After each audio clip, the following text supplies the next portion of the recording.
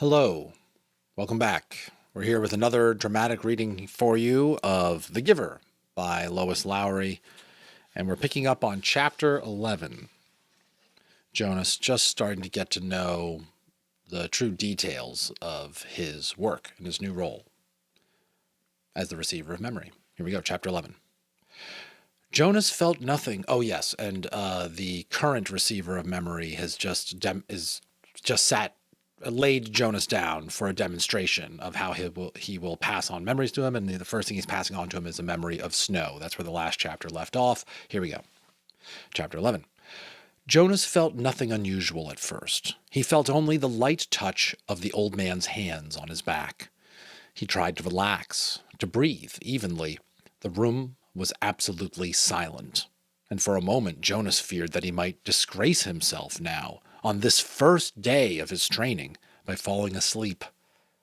Then he shivered. He realized that the touch of the hands suddenly cold. At the same moment, breathing in, he felt the air change, and his very breath was cold. He licked his lips, and in doing so his tongue touched the suddenly chilled air. It was very startling, but he was not at all frightened. Now, he was filled with energy, and he breathed again, feeling the sharp intake of frigid air. We all know that feeling, right? Those of us who've been around cold climates.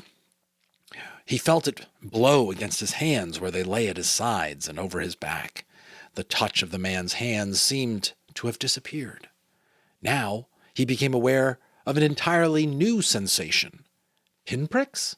No, because they were soft and without pain. Tiny, cold, feather-like feelings peppered his body and face. He put out his tongue again and caught one of the dots of cold upon it. It disappeared from his awareness instantly, but he caught another and another. The sensation made him smile. It's just, I have to pause and say what a miracle that is to be able to witness somebody experiencing something, the full first-time knowledge of something that we take for granted as knowing exists. And we take that for granted every day. As a parent of young children myself, I'm just blown away when you get to witness a young human's ability to experience something for the very first time, experience music for the first time. This kid's experiencing snow for the first time. We're kind of here for it. It's cool. One part of his consciousness knew that he was still lying there on the bed in the annex room. Yet another, separate part of his being was upright now, in a sitting position, and beneath him he could feel that he was not on the soft, decorated bed covering at all, but rather seated on a flat, hard surface.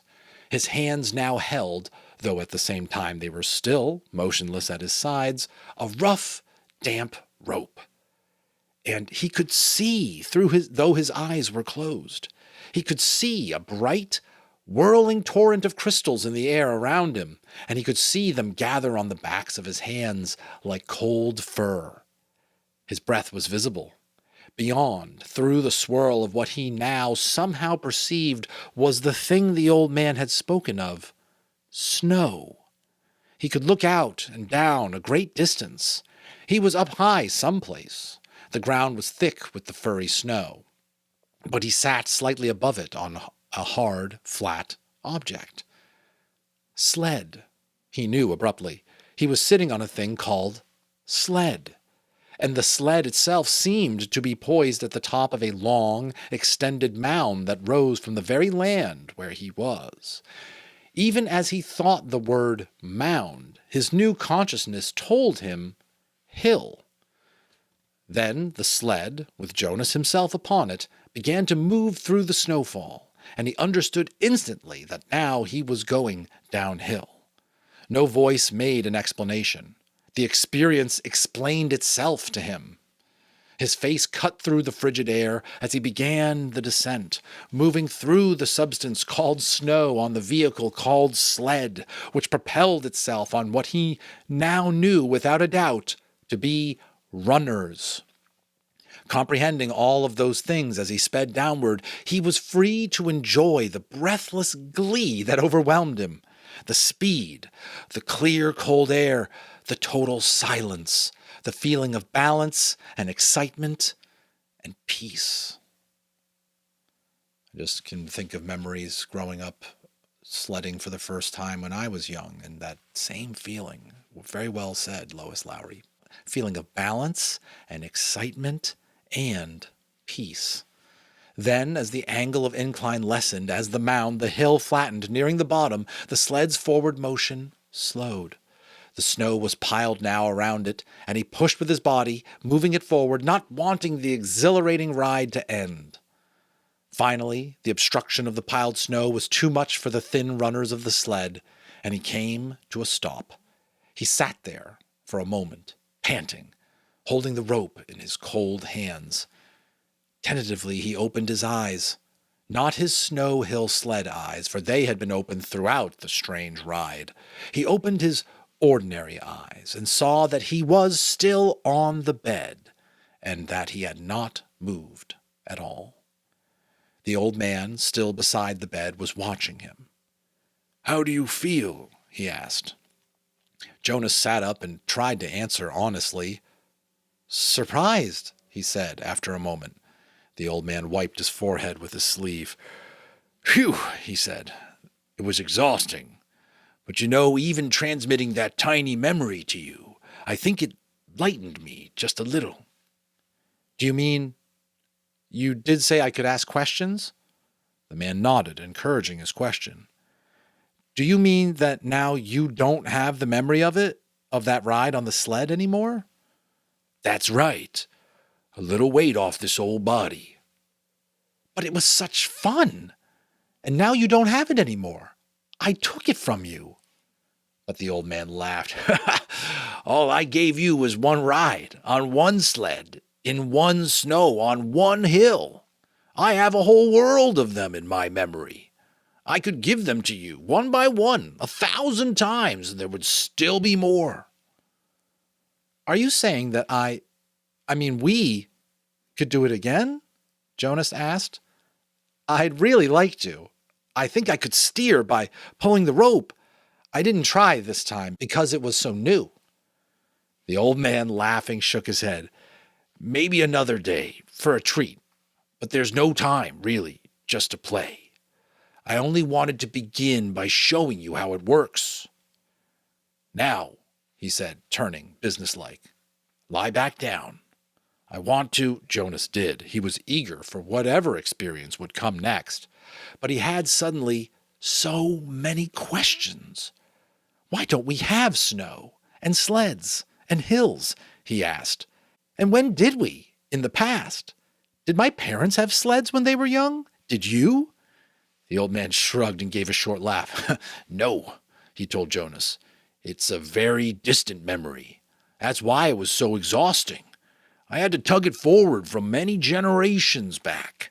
It was given to me when I was a new receiver, and the previous receiver had to pull it through a long time period, too." To get a sense of just how far forward in the future this must be. "But what happened to those things? Snow and the rest of it?" "Climate control. Snow made growing food difficult, limited the agricultural periods. And unpredictable weather made transportation almost impossible at times. It wasn't a practical thing, so it became obsolete when we went to Sameness." Sameness is capitalized. "And hills, too," he added. "They made conveyance of goods unwieldy. Trucks, buses, slowed them down. So," he waved his hand as if a gesture had caused the hills to disappear. "Sameness," he concluded. Jonas frowned. "I wish we had those things still, just now and then." The old man smiled. "So do I," he said, "but that choice is not ours." "But sir," Jonas shrugged, "since you have so much power—" The man corrected him. "Honor," he said firmly. "I have great honor. So will you. But you will find that is not the same as power. Lie down. Lie quietly now. Since we've entered into the topic of climate, let me give you something else. And this time I'm not going to tell you the name of it because I want to test the receiving. You should be able to perceive the name without being told. I gave away snow and sled and downhill and runners by telling them to you in advance. Without being instructed, Jonas closed his eyes again. He felt the hands on his back again. He waited. Now it came more quickly, the feelings. This time the hands didn't become cold, but instead began to feel warm on his body. They moistened a little. The warmth spread, extending across his shoulders, up his neck, into the side of his face. He could feel it through his clothed parts, too, a pleasant, all-over sensation. And when he licked his lips this time, the air was hot and heavy. He didn't move. There was no sled. His posture didn't change. He was simply alone, someplace, out of doors, lying down, and the warmth came from far above. It was not as exciting as the ride through the snowy air, but it was pleasurable and comforting. Suddenly he perceived the word for it. Sunshine. He perceived that it came from the sky. Then it ended. Sunshine, he said aloud, opening his eyes. Good. You did get the word. That makes my job easier. Not so much explaining. And it came from the sky. That's right, the old man said. Just the way it used to. Before sameness, before climate control, Jonas added. The man laughed. You receive well and learn quickly. I'm very pleased with you. That's enough for today, I think. We're off to a good start. There was a question bothering Jonas. Sir, he said, the chief elder told me, she told everyone, and you told me too, that it would be painful. So I was a little scared, but it didn't hurt at all. I really enjoyed it. He looked quizzically at the old man. The man sighed. I've started you with memories of pleasure. My previous failure gave me the wisdom to do that. He took a few deep breaths. Jonas, he said, it will be painful, but it need not be painful yet. I'm brave. I really am. Jonas sat up a little straighter. The old man looked at him for a moment. He smiled. I can see that, he said. Well, since you asked the question, I think I have enough energy for one more transmission. Lie down once more. This will be the last today. Jonas obeyed cheerfully. He closed his eyes, waiting. Gee, I wonder what it's going to be, right? What memory would cause pain? And felt the hands again. Then he felt the warmth again, the sunshine again, coming from the sky of this other consciousness that was so new to him. This time, as he lay basking in the wonderful warmth, he felt the passage of time. His real self was aware that it was only a minute or two, but his other, memory-receiving self felt hours pass in the sun. His skin began to sting. Restlessly, he moved one arm, bending it, and felt a sharp pain in the crease of his inner arm on the elbow. Ouch, he said loudly, and shifted on the bed. Ow, he said, wincing at the shift, and even moving his mouth to speak made his face hurt. He knew there was a word, but the pain kept him from grasping it. Then it ended. He opened his eyes, wincing with discomfort. It hurt, he told the man, and I couldn't get the word for it. It was sunburn, the old man told him. It hurt a lot, Jonas said, but I'm glad you gave it to me. It was interesting, and now I understand better what it meant, that there would be pain. The man didn't respond. He sat silently for a second. Finally, he said, Get up now. It's time for you to go home. They both walked to the center of the room. Jonas put his tunic back on. Goodbye, sir, he said. Thank you for my first day. The old man nodded to him. He looked drained and a little sad. Sir, Jonas said shyly, Yes? Do you have a question?